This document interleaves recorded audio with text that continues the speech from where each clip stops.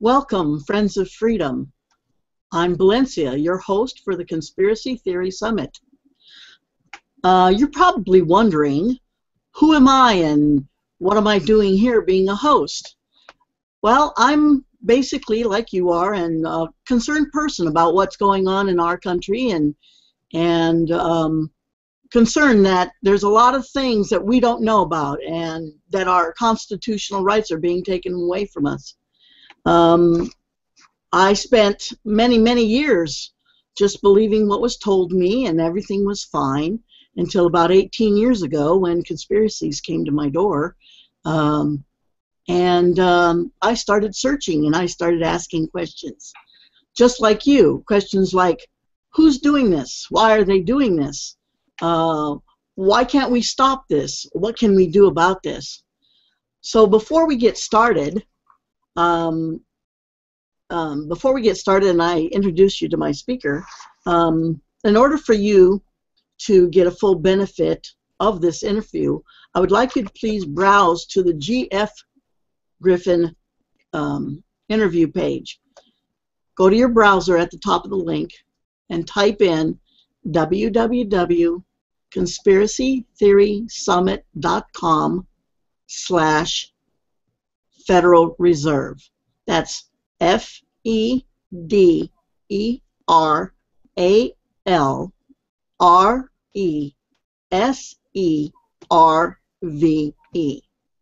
Federal Reserve.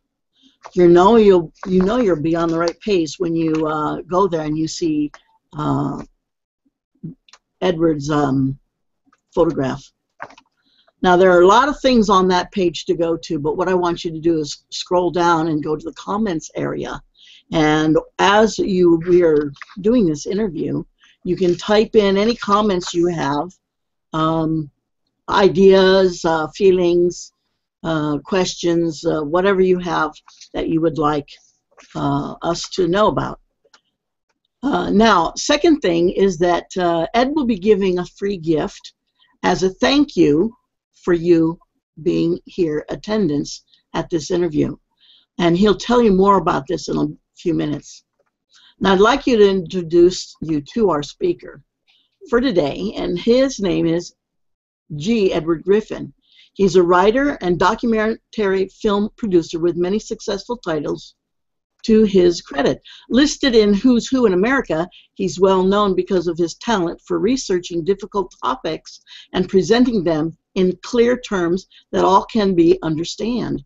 And I understand.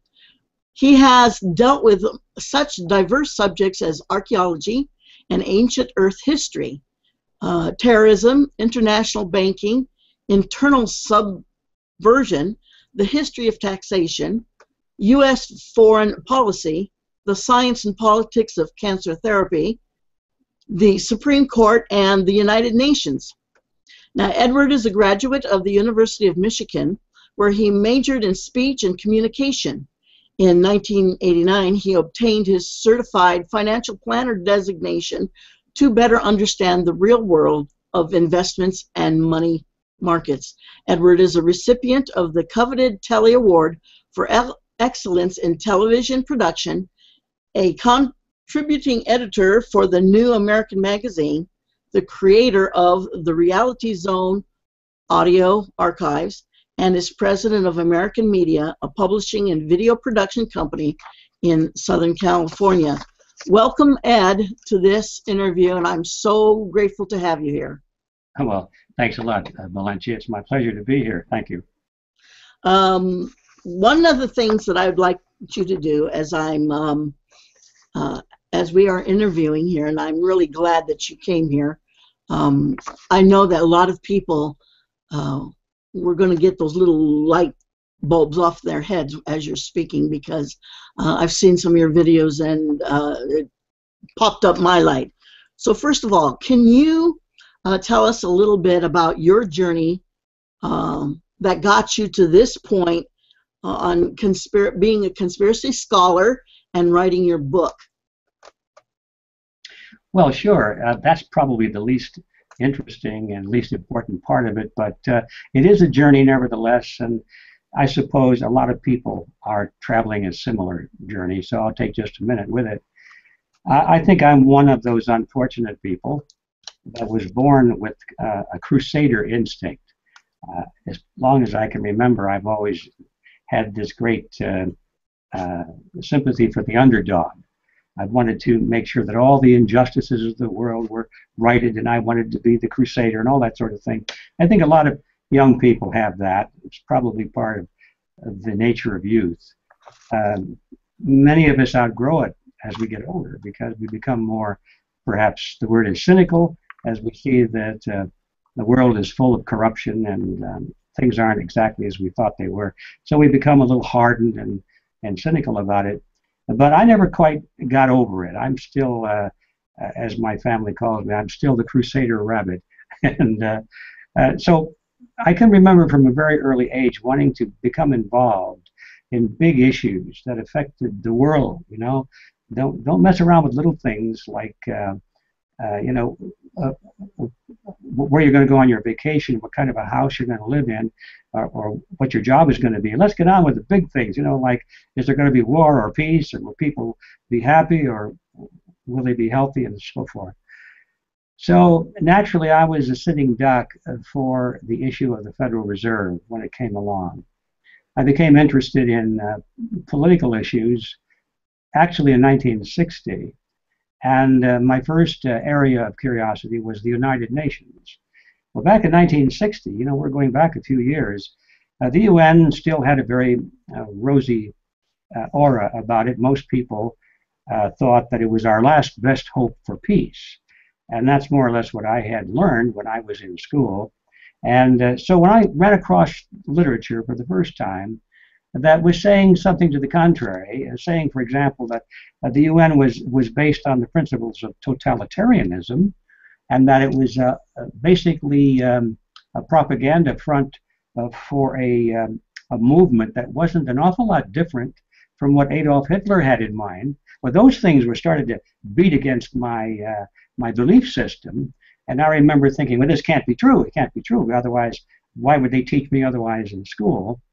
So you see how this story goes on. Eventually, I wound up in the library in downtown Los Angeles. I had some free time one day. I worked for a large company with headquarters in downtown LA. One day after lunch, I was heading back, and I walked right by the library, and I said, you know, I haven't been in one of those places in a long time.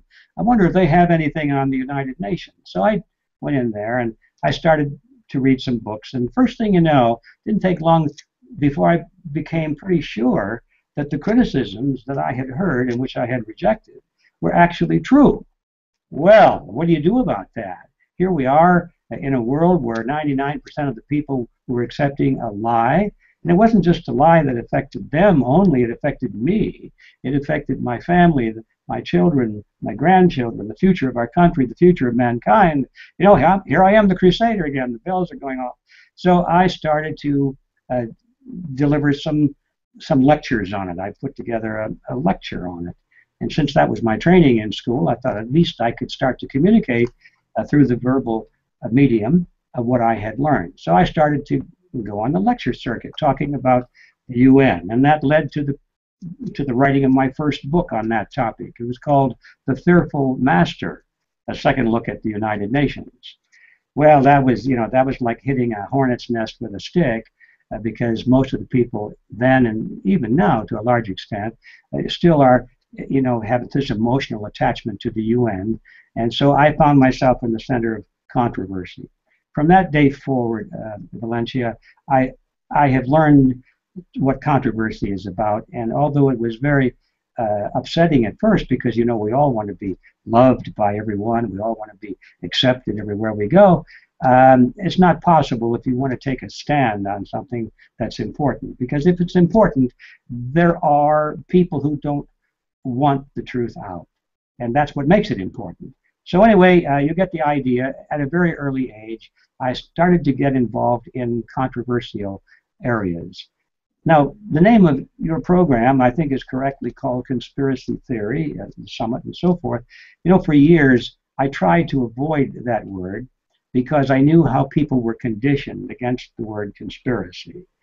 Oh, anybody that believes in a conspiracy is some kind of a fruitcake. You know, that's the general consensus.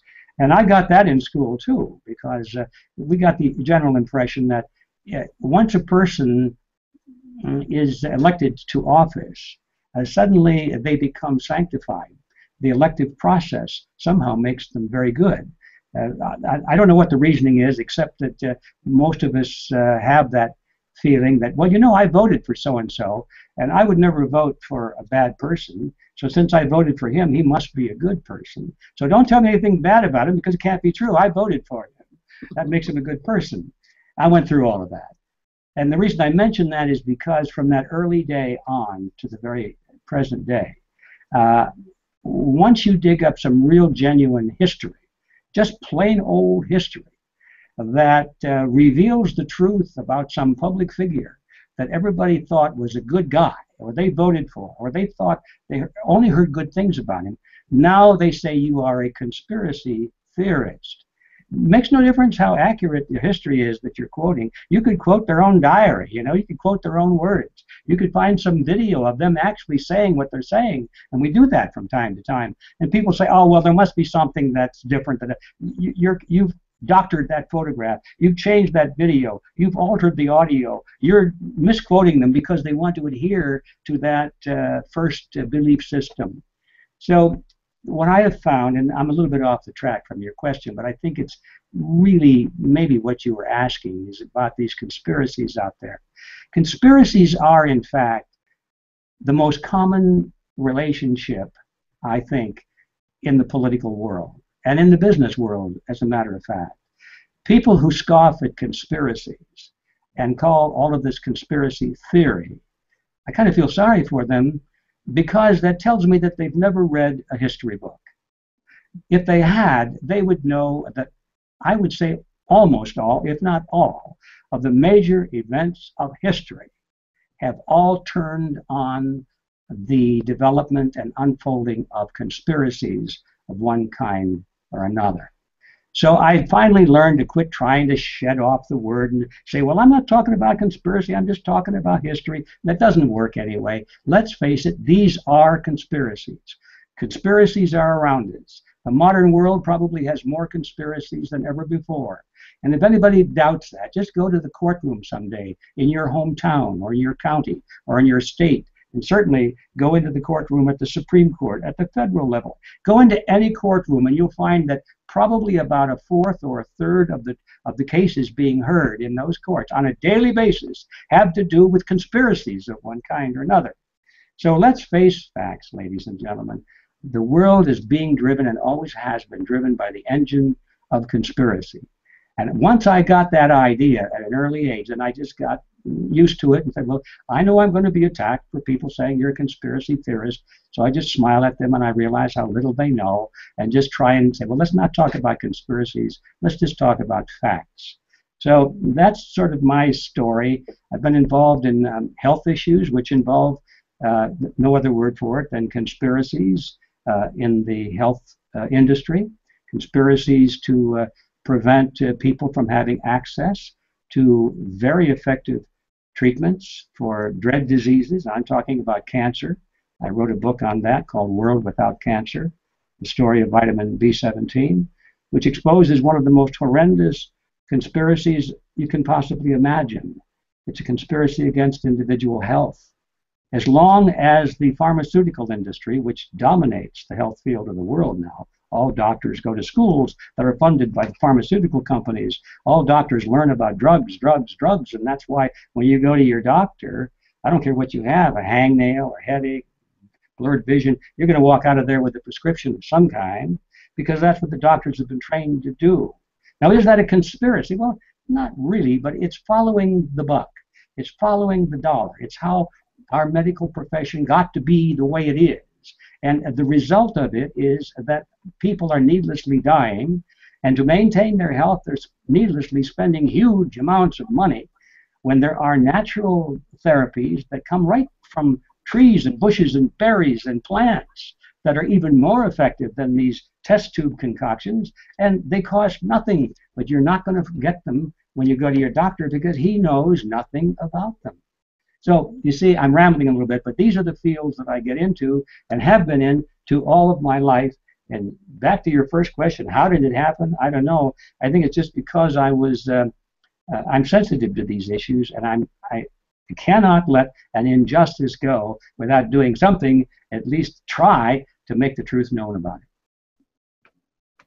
it. Well, I'm very grateful for what you just said, because it's a lot of what I've been thinking of myself. In fact, reason why I'm this far into conspiracies and having this summit is because I have seen a lot of the issues, like in medical especially, happening even in my own life.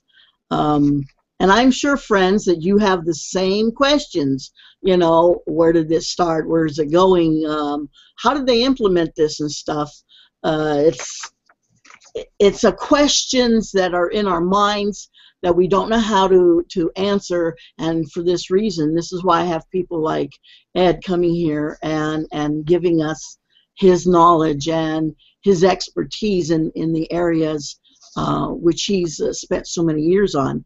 Now, Ed, I'm extremely excited about all of your knowledge and your book called Creature from Jekyll Island. Can you tell us who and what is the creature? When was it accepted, and who was responsible for its inception? Well, the Creature from Jekyll Island, of course, is about the Federal Reserve System. And I had a lot of fun with that title. People may wonder, well, what's that got to do? What's the Creature from Jekyll Island got to do with the Federal Reserve? But it really has historical significance. And because Jekyll Island is a real island. It's off the coast of Georgia. And it was on that island back in 1910 that the Federal Reserve System was created.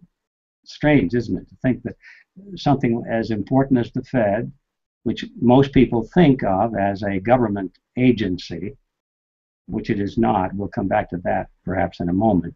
But they think of it as a government agency. It certainly is as powerful as a government agency, maybe even more powerful, because it controls the money, and the money is the heartbeat of everything that goes on, and especially in Washington.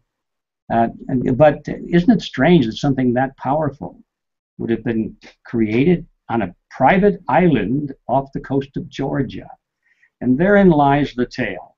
When I first got into that, I was intrigued. First of all, I didn't believe it. I had read some references to that in books and magazine articles, and I thought, I don't really believe that. I bet maybe some guys involved in it may have gone there and talked about it, but they didn't create the Federal Reserve on Jekyll Island. Well, so it's like that trip down the street in Los Angeles, stopping in the Los Angeles library. It's amazing what you can find when you go to the library. It's all there. In fact, you talk about conspiracies. One of the definitions of a conspiracy, of course, one of the qualifications, I should say, or the tests of a conspiracy, is that it has to be in secret. Well, this is one of the challenges to the use of the word conspiracy, because almost everything we discover, although they are not well known, they're not secret. They are in the public record, all of these facts. And everything that I wrote about in my book, which most people would, on first exposure, would say, I don't believe that, I never heard that. They would say that, why would they keep that secret? Well, the point is, just about all of it you can find in any well-stocked library. It's just that it's not on the news, it's not taught in the schools, but it is part of the public record.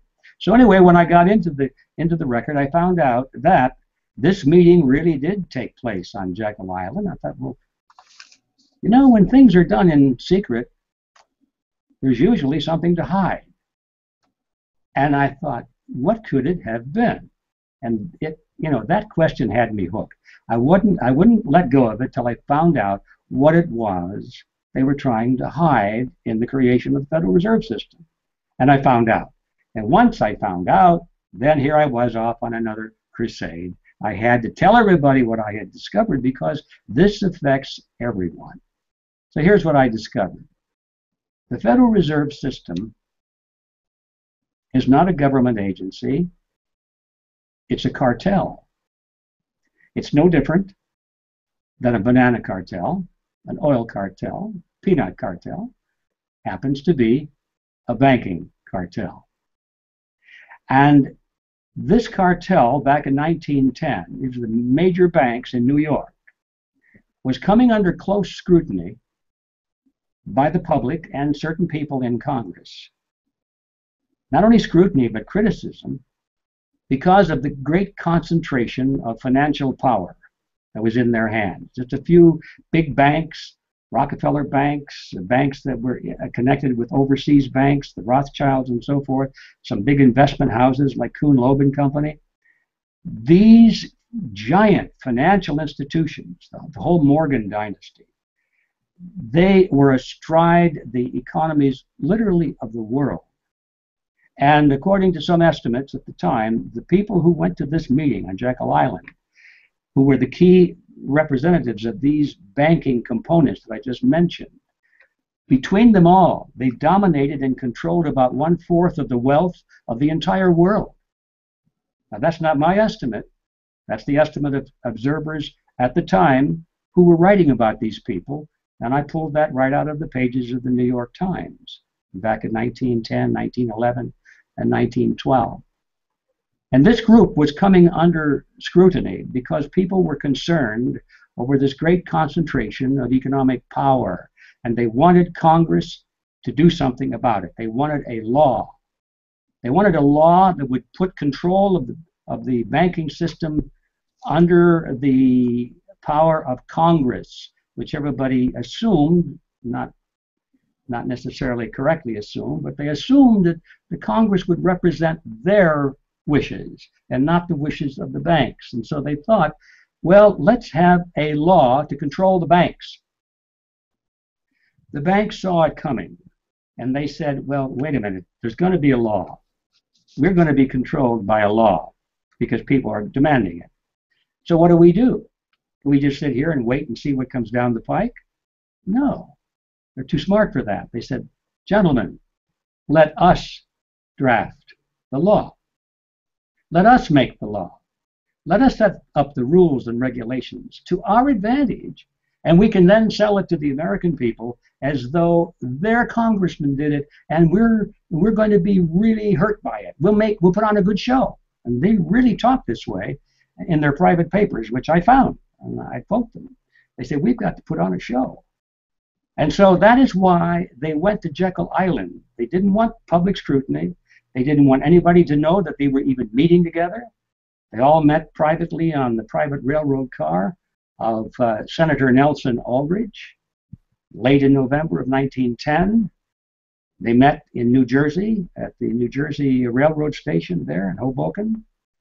And they were told to go to the train station one at a time, not to come together, not to be seen together, not to dine together. They were told to avoid newspaper reporters at all costs.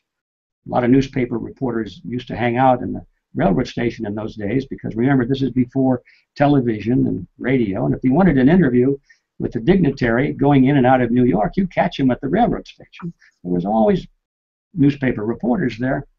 And so then they said, avoid those people. One of these guys, actually, Paul Warburg, showed up at this meeting with a shotgun in a big black case.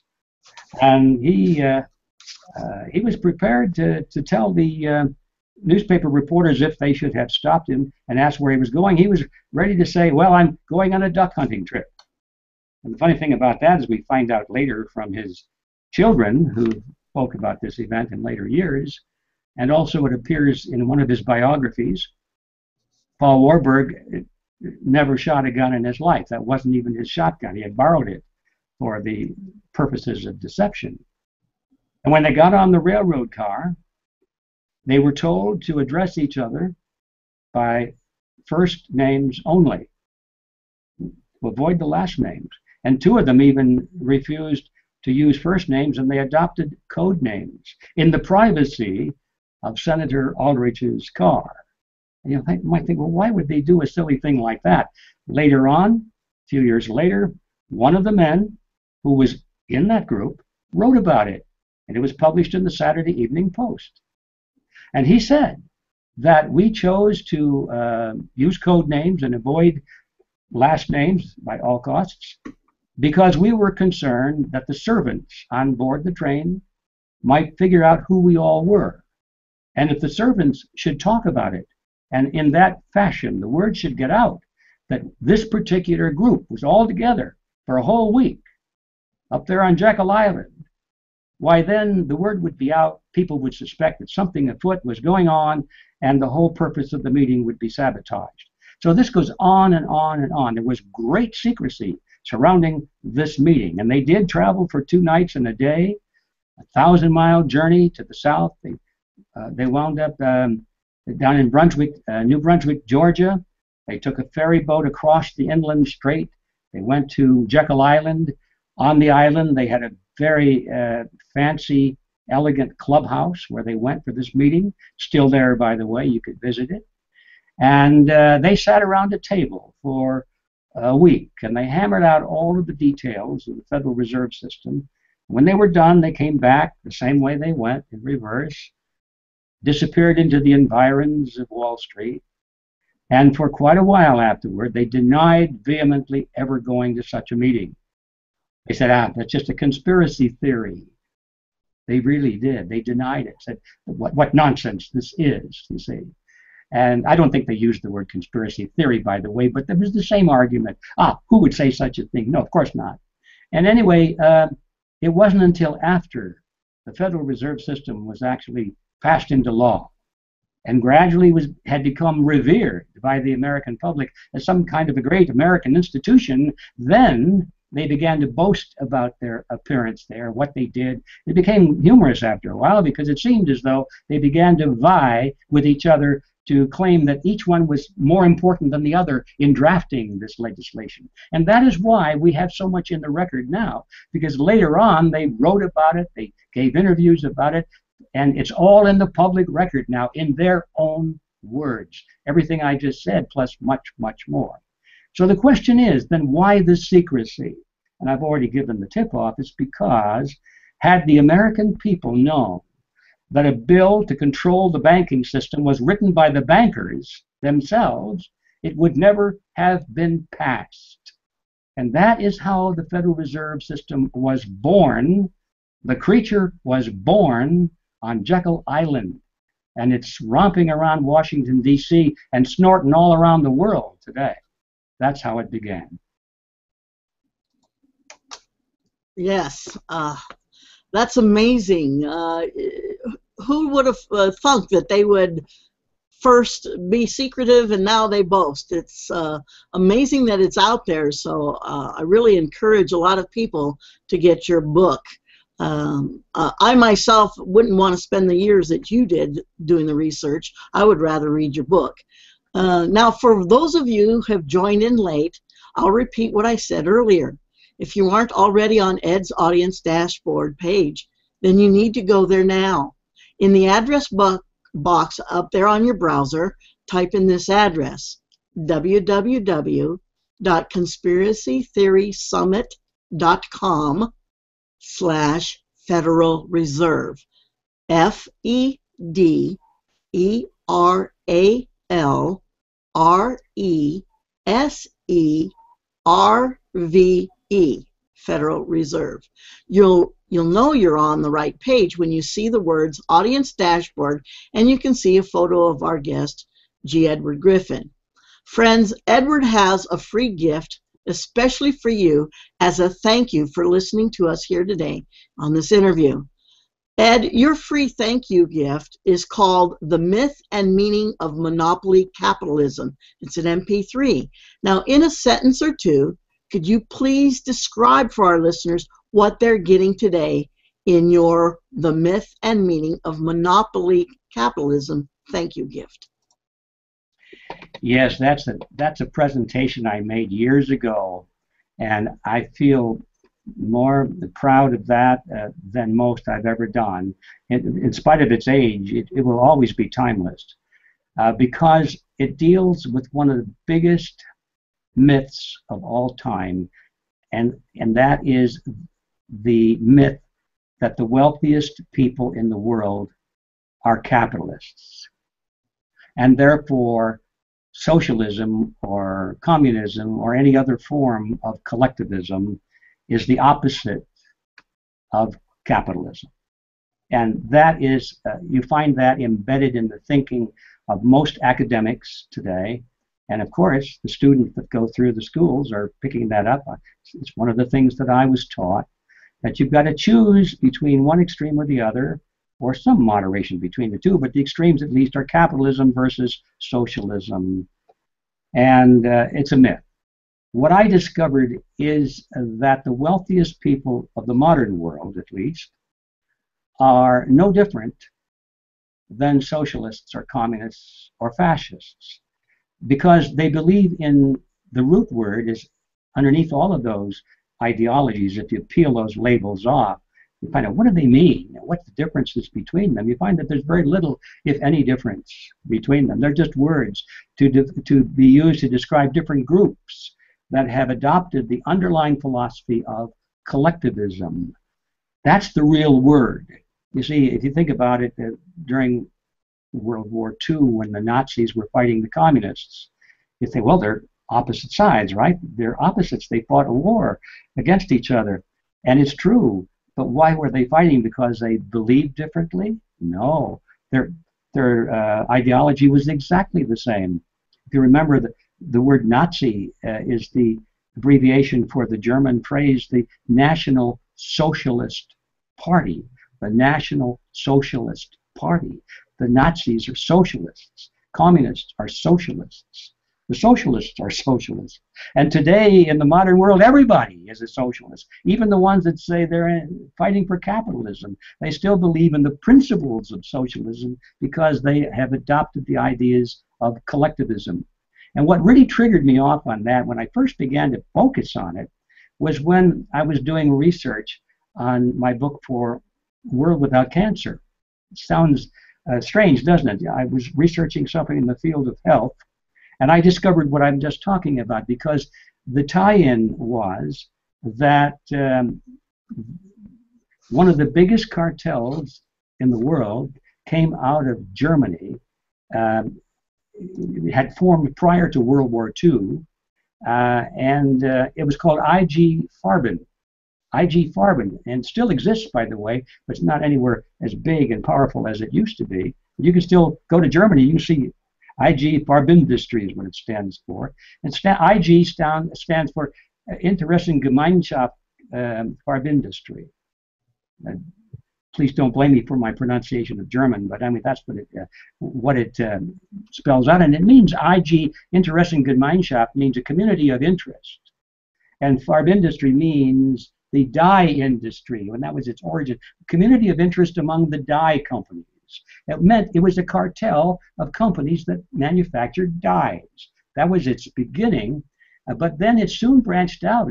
Dyes were the first chemicals, commercial chemicals in the world. That soon branched out into other chemicals. It became the munitions industry. There was chemicals, and then it became petroleum, it became gasoline, it became the oil industry. Everything that is based on chemicals started, at least in Europe, with IG Farben. And I found out that the largest corporations in Germany were, of course, integrated with IG Farben, and they would be what you might call the capitalists, right? Except they funded Adolf Hitler. I thought, wait a minute, how could the capitalists fund the collectivists when they knew that the government was going to control the industries? Wasn't that a stupid thing to do? And then I figured it out because it became clear.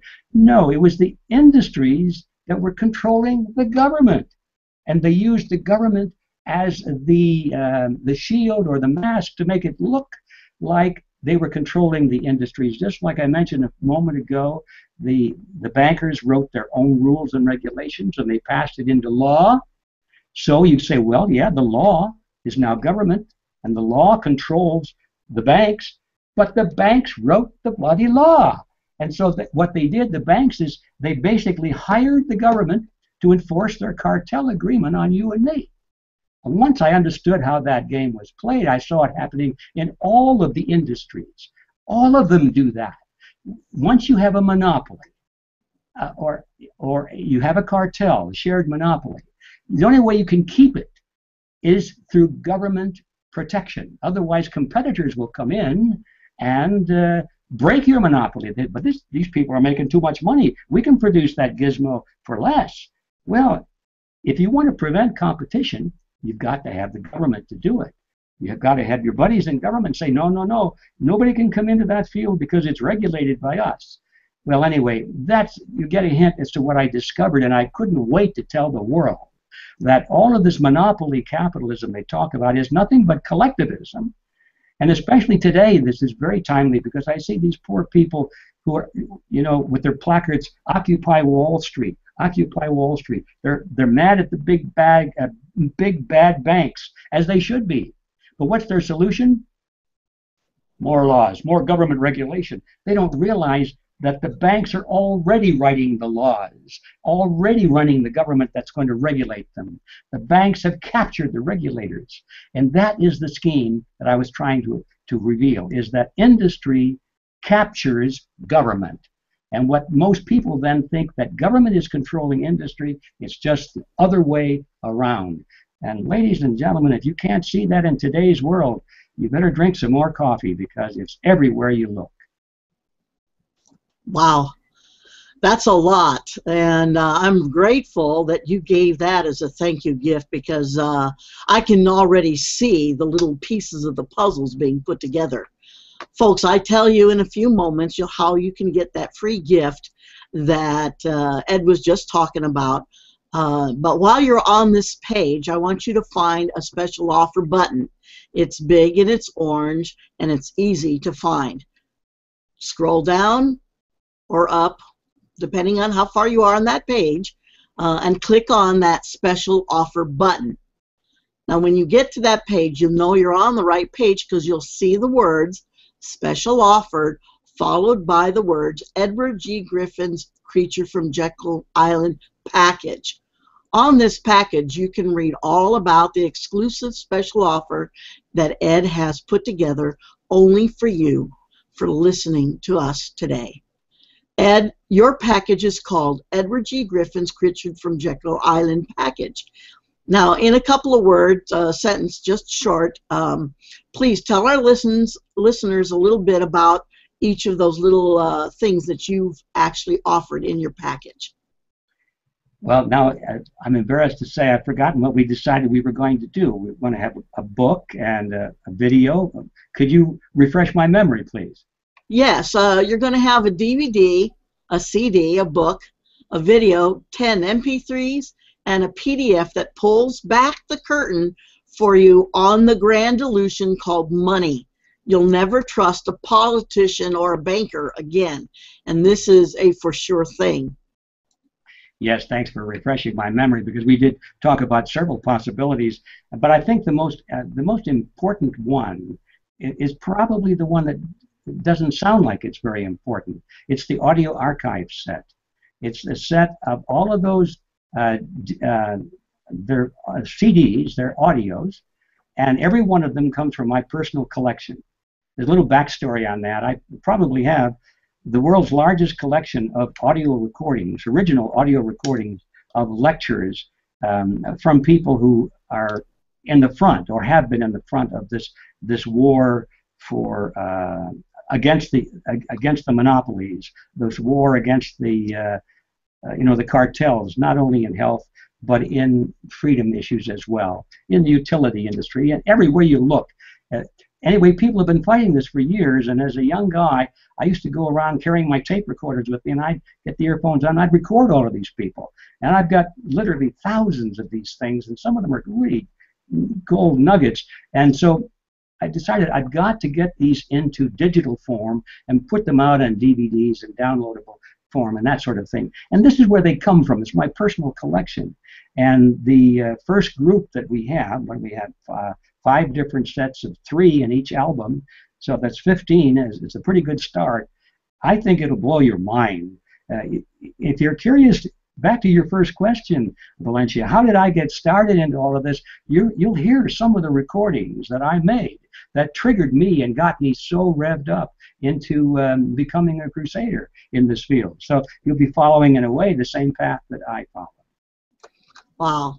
Well, folks, if you would like to take Ed up on this special offer at this exclusive 50% discount, scroll to the top of the screen and click on the Add to Cart button. The rest is easy. Just fill in the form and click on the Submit Order button. And remember that in a moment, I'll be telling you about Ed's free gift just for listening to this interview. Now, Ed, now that we've learned from you who the creature is, tell us, how did this creature actually get accepted? What steps were taken to fool us American people into believing it was necessary, and what is their ultimate goal for the Americans and the world? Boy, that is a very good question, and I spent a lot of my book, as you know, with that fascinating topic. These people didn't get to be where they are because they're stupid. They're all very smart, they're very experienced, they understand human psychology, and they play their cards well. The first thing they knew that they had to do was to convince everybody that they didn't like it. They had to convince the world that they were opposed to the Federal Reserve System. That was one of the reasons they did all of this in secrecy, is that so no one would know. No one would ever dream that the banks themselves were behind this legislation to supposedly control the banks. And so one of the things they did is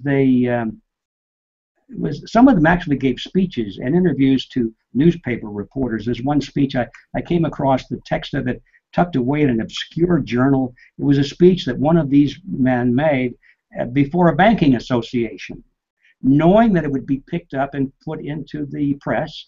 And he was saying basically in his speech, you know, this Federal Reserve Act that they're talking about, it's going to be bad for business. It's going to be bad for America. We don't like it. We think these controls that they're developing is really going to be damaging. And they were saying all these negative things about the very bill that they had offered, you see.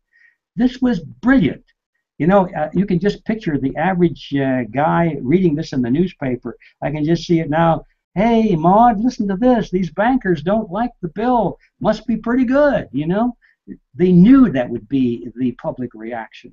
Another thing they did is they spent a little bit of money, for them, very little bit of money, creating what they call ad hoc committees, which would be little supposedly grassroots committees springing up in all the little towns around America, usually led by some academic, some teacher, maybe at the local college. And they would define themselves as the whole bunk committee for reform in banking, or something very positive like that. And they have some names on the letterhead, and the public didn't know that there were only two people in the organization, and both of them were working for the banks. They didn't know that, or they were both employed by some local college, and they got a grant from the bank if they would publish this article. Nobody knew that. All they knew was that everywhere they looked, they'd see these academic papers coming up, and they thought, my golly, all the professors are behind this, and so forth. And this is the kind of thing they did. And they were brilliant at it. And they were able to buy off politicians who were opposed to it. William Jennings Bryan was a classic example. Probably everybody recognizes the name of Bryan. He was the populist of the period, and he didn't like the idea of the Federal Reserve Bill very much. He thought, you know, these people are going to be creating money out of nothing, and I don't think that's a good idea. And so they put a clause in the bill that restricted the bank's ability to do the very thing that Bryan objected to. And this came out in correspondence too, and I have it in the book. People said to, this was Paul Warburg's idea, by the way. Paul Warburg was one of those people. He said, yeah, put this clause in the bill that will restrict the ability to make money out of nothing. And they said, but wait a minute, Paul, why do we want to do that? That's the whole purpose of the Federal Reserve System, is to create money out of nothing. Why would you want to put that restriction in there? And his answer was brilliant. He said, gentlemen, The gentleman put it in, overcome the opposition. We will fix it up later. Brilliant strategy. Get the bill passed, he said. Then when everybody goes back to sleep, we can go back and amend the bill and take that provision out, which is exactly what happened. The bill has been amended since its inception over 100 times. And you would never recognize its reality today compared to what it was in the beginning. Warburg was a brilliant strategist. He knew the main thing was to get the bill passed and fix it up later, which is exactly what they did. So this is the kind of brilliant strategy that was deployed against the American people then, and even more so today. And the best way to understand what's going on today is to take a look back into history and see what they've done so far. That'll tell you exactly what they intend to do in the future. Yeah, that totally makes sense. And I can see that happening. It's like that, oh, and I just had it before, but it's like a proverbial frog, you know, in the boiling pot. We're, you know, suckered in, and slowly we're being burned to death. But thank you, Ed. That was quite enlightening and stuff. Now, all right, friends. By now, you should have been to that special offer page. And if you haven't been there yet, I'll give you the link once more. www.conspiracytheorysummit.com/Federal Reserve. On this page, look for the special offer button. Click on the special offer button now. On the special offer page, you can read all about the exclusive special offer that Ed has put together just for you listening on this interview. And, you know, briefly, he can't tell us everything in one hour, all those things he studied. But that special offer, that package that he has for us, will just fill you up with so much information. Now take a look at item number 1. Remember, Ed spoke about the creature. Well, this is where you're going to get everything Ed has to say about the Federal Reserve, even in more detail than what you heard. And he practically told us what it's there. But if you're curious like I am, you're going to get this package, and you're going to start reading that book. Now go ahead, take a look, and take advantage of Ed's special offer at this exclusive 50% discount. Click on the Add to Cart button now. The rest is easy. Just fill in the form and click on Submit Order. Now, Ed, we have just a little bit more time left for our listeners. Now, can you tell us what can we do to change the way it is now, or in the government, or in just in our life, and how will the change affect this monetary system? That's probably the most profound and the most important question that we could answer. I'm not sure that I know exactly all the details of the answer to that question, but I'm pretty clear on the broad outline. I do know that the problem is in Washington. The problem lies in the fact that our government has been captured by interests. I guess we'll call them commercial interests, corporate interests, banking interests, been captured by interests that do not represent the American people as a whole. They have hidden agendas, and money is at the core of most of it, but not all of it. Some of it has to do with global politics and power. But between power and money, you've got a pretty powerful opposition. And that cabal between money and power is pretty powerful in Washington. They've been operating there for a long time. They've been gaining undue influence over our elected representatives. They've been getting legislation passed into law for decades. It's just been piling up, piling up, piling up. They're in control right now. So we cannot speak of what can we do to change all of this, if we just speak in terms of what should be done in terms of should we have gold or silver behind our money, or should we have limited terms, or all that sort of thing. We can have formulas for this, that, and the other thing, and we need to talk about those. But unless we recognize that the logjam for all of it is in the representation that we have in Washington, D.C., it's in the two major political parties. They're locked by this cabal that I'm talking about. And they love to see us bounce back and forth between Republicans and Democrats and Republicans. They'd like to see us focus on, well, who are you going to vote for? What president are you going to vote for? And totally ignore the big issues. As though if we could just find the right guy on the white horse, that would change everything. When in reality, it's the system itself that needs to be changed. And it needs to be changed from the bottom up, which is the grassroots. But it's got to get all the way to the top and clear out this crud, this garbage, this infection that's at the top. Now, that's pretty strong language, I know, and probably I shouldn't have said it, but that's how I feel. It is an infection. Our system is infected, and we have to cure it.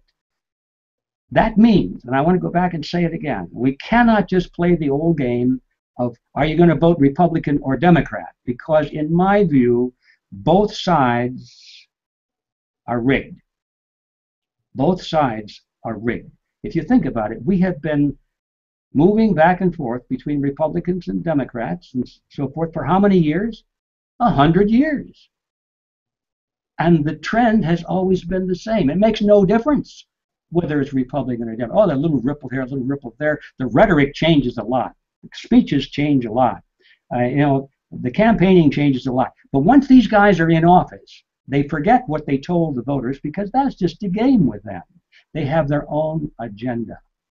So if we're going to solve this problem, we have to be very clear on the fact that the people at the top are not the ones who we can turn to solve the problem.